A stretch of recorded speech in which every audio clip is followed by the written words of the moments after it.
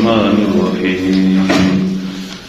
قال الله تبارك وتعالى في القرآن المجيد والفرقان الحميد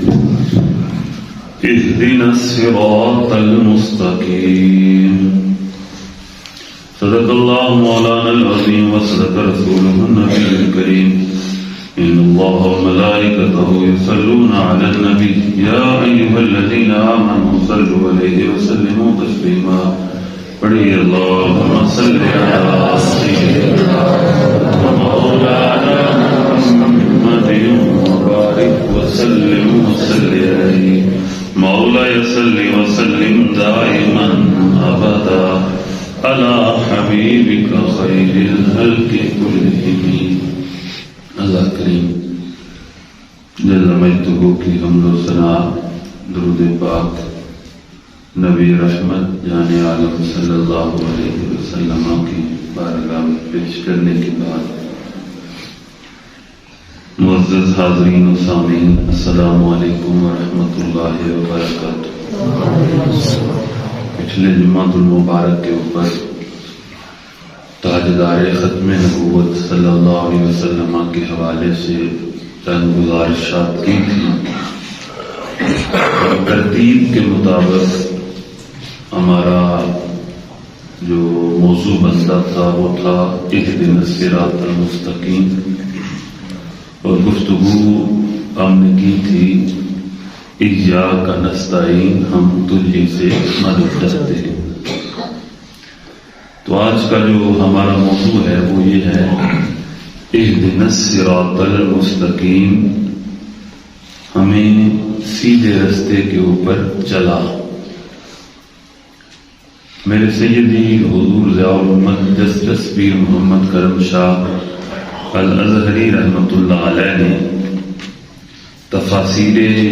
ضیاء القرآن کے اندر ترجمہ کرتے ہوئے ارشاد فرمایا ہے کہ بعض مفسرین نے ترجمہ کیا کہ ہمیں سیدھا رستہ دکھا، تو آپ نے ترجمہ کرتے ہوئے لکھا ہے کہ اے مالک ہمیں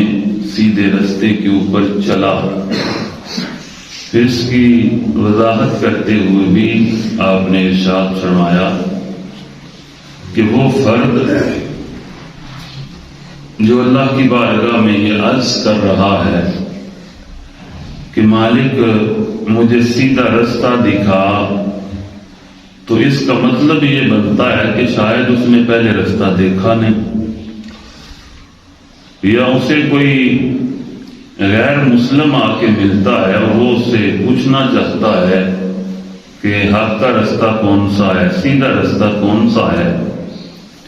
اور جب وہ اسے دیکھے گا کہ یہ تو خود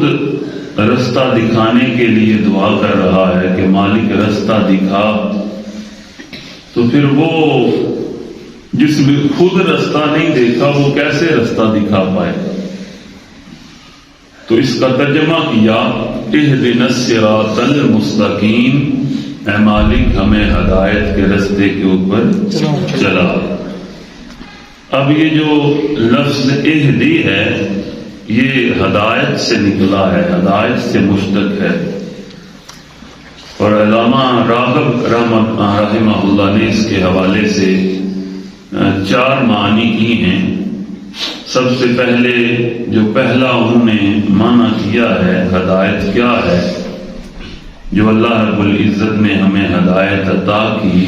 پہلا معنی کرتے ہیں کہ اللہ رب العزت نے یہ جو ہمیں عقل دی، شعور دیا، یہ رب العزت کی ہمارے اوپر پہلی ہدایت ہے جو اللہ نے ہمیں عطا کی. وہ ہم انسان ہیں، وہ چاہتا تو کسی اور مخلوق میں ہمیں بنا دیتا، جس طرح جانور ہیں اور باقی مخلوقات ہیں اللہ کے سارے بنائے ہوئے ہیں. اور حضرین گرامی قدر جتنی بھی مخلوق ہے یہ اس کی مرضی اور منشا کے مطابق بنی ہوئی ہے، جو اس نے چاہا وہ اس نے بنا دیا، اور یہ اسی کی شان ہے، جو وہ چاہتا ہے وہ بنا دیتا ہے. لیکن اس کا یہ فضل ہے کہ کہ اس نے ہمیں انسان بنا کے اشرف المخلوقات بنایا، ساری مخلوق کے اوپر حضرت انسان کو قدرت و اختیار دیا، تو یہ سارا کس کے عوض ہے؟ تو جواب یہی آئے گا کہ یہ عقل کے عوض ہے، جو اللہ نے حضرت انسان کو عقل عطا فرمائی۔ پھر عقل کے ساتھ اللہ رب العزت نے شعور دیا۔ تو پہلا یہ جو ہدایت کا معنی ہے وہ ہے کہ اللہ نے انسان کو عقل اور شعور کی ہدایت عطا فرمائی۔ اب حاضرین گرامی قدر، شعور سے ہی انسان کو جو ہے وہ اپنے رشتوں کا، اپنے جو ہے وہ قریبیوں کا، اپنے محبین کا احساس ہوتا ہے۔ یہ شعور ہی ہے جس سے پتہ چلتا ہے گرمی ہے، ٹھنڈک ہے، اور مختلف چیزوں کے حوالے سے علم جو ہے وہ ہوتا ہے۔ تو یہ شعور عطا فرمایا۔ تو حاضرین گرامی قدر، اس کے علاوہ اگر ہم اس کی تفاسیر کے اندر جانا چاہیں تو یہ جو معنی ہے یہ قرآن کی روح سے بھی ہے، اور سورۃ الطٰہٰ کی یہ 50 نمبر آیت مقدسہ کے اندر یہ جو ہے وہ معنی، یہ جو آیت مقدسہ ہے اس کے اندر اللہ رب العزت نے بتایا بھی ہے کہ میں نے انسان کو عقل دی، شعور دیا، اور اس کی طرف لوگوں کو ہدایت دی۔ اور جو دوسرا معنی ہدایت کا کیا گیا وہ یہ کیا گیا کہ اللہ رب العزت نے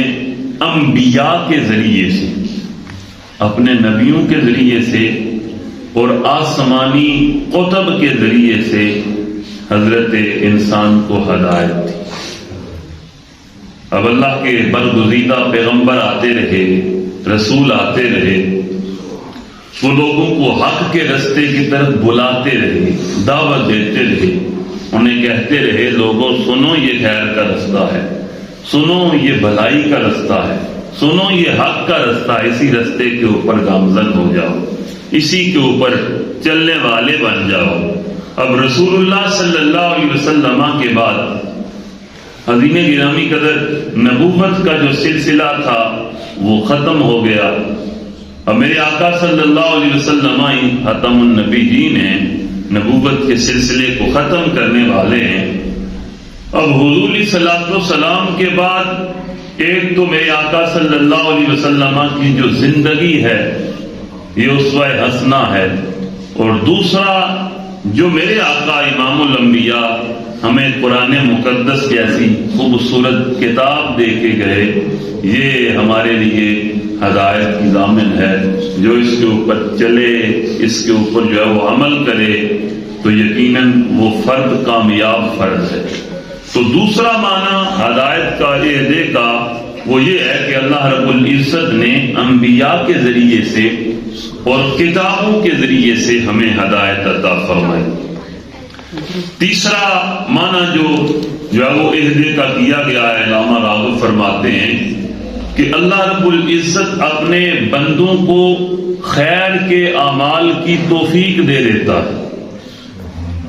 حق کے رستے کے اوپر چلنے کی اللہ توفیق دیتا ہے، بھلائی کے رستے کے اوپر اللہ رب العزت چلنے کی توفیق دیتا ہے۔ اور یاد رکھ لیں یہ جو معنی میں آپ کے سامنے رکھ رہا ہوں یہ قرآن مقدس میں اگر آپ تلاش کرنا چاہیں تو مختلف آیات پڑھنے سے آپ کو مل جائیں گے۔ تو اللہ رب العزت نے یہ حضرت انسان کو نیک اعمال کرنے کی توفیق دی۔ اب اسی کا فضل ہوتا ہے تو بندہ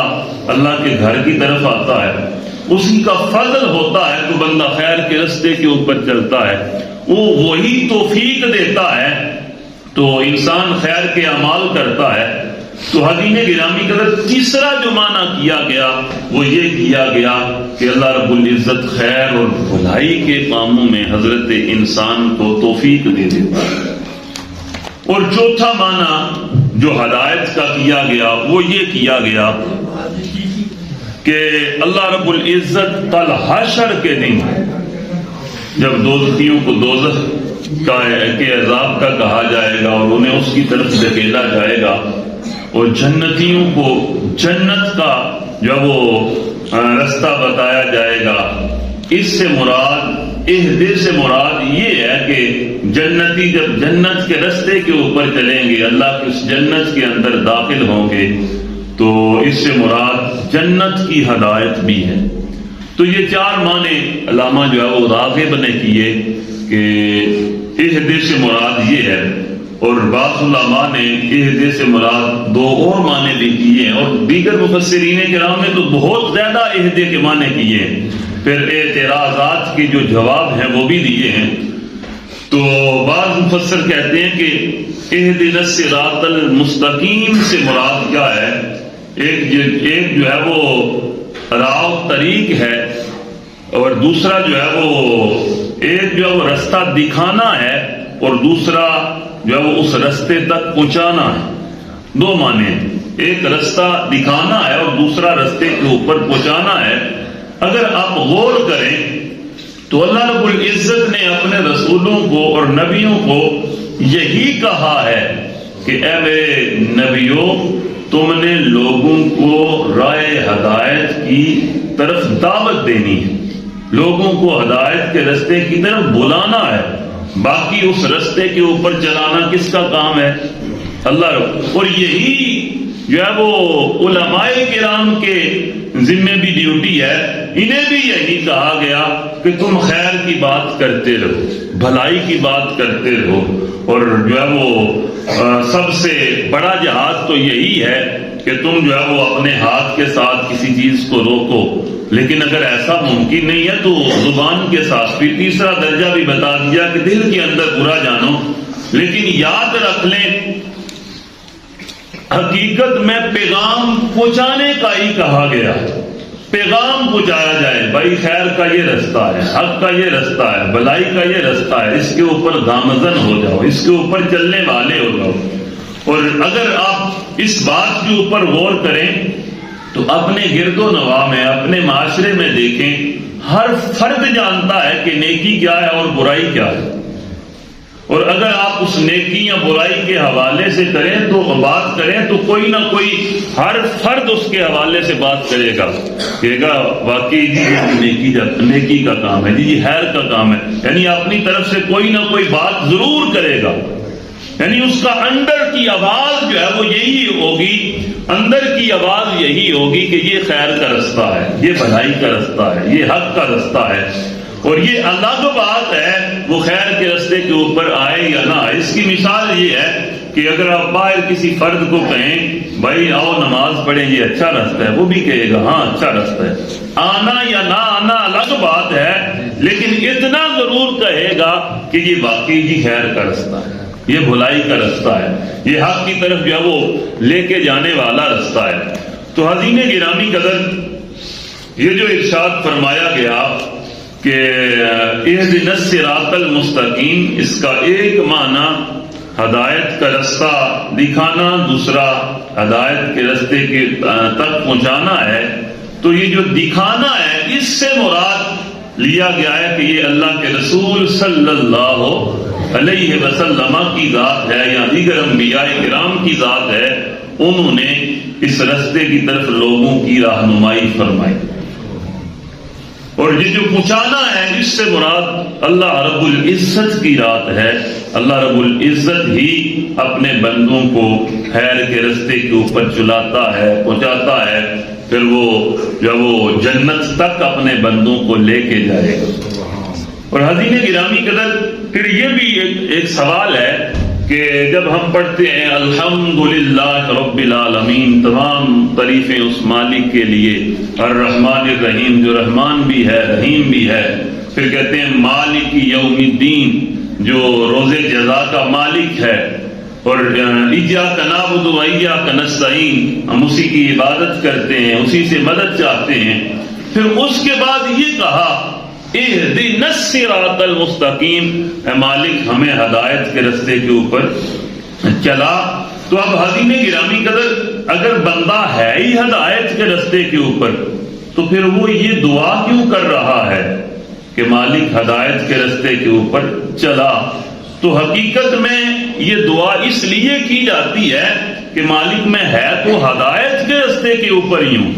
لیکن دعا کا مقصد یہ ہوتا ہے کہ مالک جس رستے کے اوپر چل رہا ہو اس رستے کے اوپر استقامت دے۔ کبھی کبھی یہ ہوتا ہے کہ جب ہم کوئی کام کرتے ہیں اور شروع میں آغاز میں بڑا ذوق و شوق کے ساتھ کرتے ہیں اور اس کے اندر بڑی استقامت ہوتی ہے اور محبت اور لگن کے ساتھ کیا جاتا ہے، لیکن حاضرین گرامی قدر بعد میں یوں ہوتا ہے کہ اس کام سے بندہ اکتا جاتا ہے، دل نہیں کرتا، تو کبھی حاضری ہو گئی، کبھی غیر حاضری ہو گئی، کبھی وقت کے اوپر پہنچ گیا، کبھی وقت کے اوپر نہ پہنچا. تو اس سے مراد یہ ہے کہ جو میں خیر کا رستہ ہے، بھلائی کا رستہ ہے، اس کے اوپر مالک اگر آ گیا ہوں تیرے فضل سے، تیری توفیق سے، تو مالک میں تجھ سے یہ بھی دعا کرتا ہوں کہ مجھے استقامت عطا فرما. اور اس کی مثال قرآن مقدس میں سے بھی آپ کو مل جائے گی، یہ جو ربنا لا تزغ قلوبنا بعد اذ ہدیتنا وہب لنا من لدنک رحمہ، اس کے اندر بھی یہی دعا کی جا رہی ہے، اے ہمارے مالک جو ہے وہ ہمارے دلوں کو ٹیڑھا نہ کر ہدایت کے بعد، یعنی تو نے مالک ہمیں ہدایت دے دی ہے تو اب ہم ہدایت کے رستے کے اوپر ہی رہیں، تیرا فضل ہی ہمارے اوپر رہے، تیرا کرم ہی ہمارے اوپر رہے، تیری مہربانی ہمارے اوپر رہے. تو یہ دعا مانگی جاتی ہے، مالک ٹیڑھے رستے کے اوپر نہ جاؤں، جس طرح میں اب ہدایت اور خیر کے رستے کے اوپر ہوں، بھلائی کے رستے کے اوپر ہوں، مالک تیری بارگاہ میں اسی رستے کے اوپر استقامت مانگتا ہوں،